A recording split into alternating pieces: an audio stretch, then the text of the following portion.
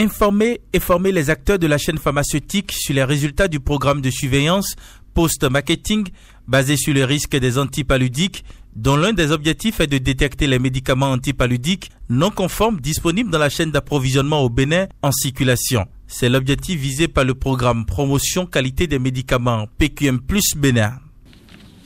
Cette restitution vise à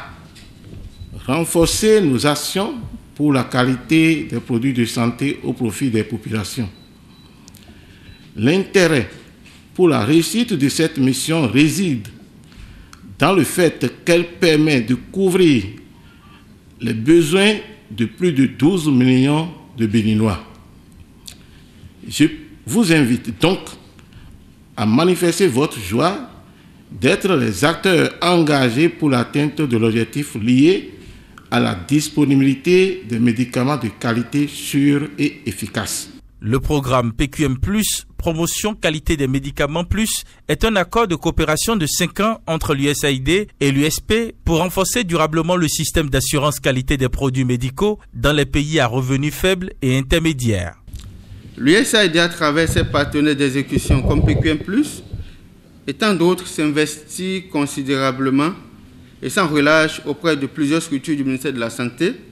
dans le but de renforcer les capacités et améliorer les performances des systèmes et surtout des plateaux techniques.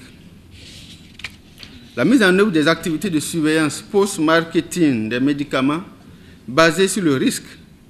est une réalisation que nous saluons et qui a utilisé une approche innovante basée sur le risque.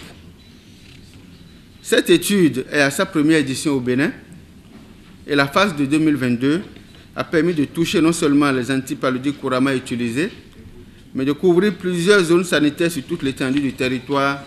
et selon leur niveau de risque.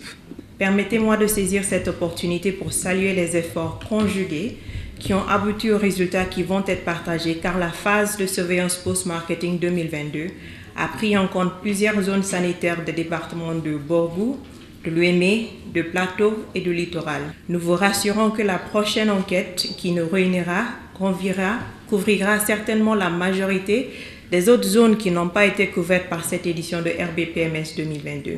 en tenant compte du niveau de risque, bien sûr. Le directeur de l'Agence béninoise de régulation pharmaceutique a porté la voix du ministre de la Santé empêchée. Cette initiative, que je salue très sincèrement ici, vient renforcer le dispositif national en matière de prélèvement et de contrôle de qualité des produits de santé. C'est aussi le lieu de souligner l'introduction dans nos stratégies de contrôle, l'approche basée sur le risque, qui est désormais un facteur clé de succès et d'efficacité de nos interventions.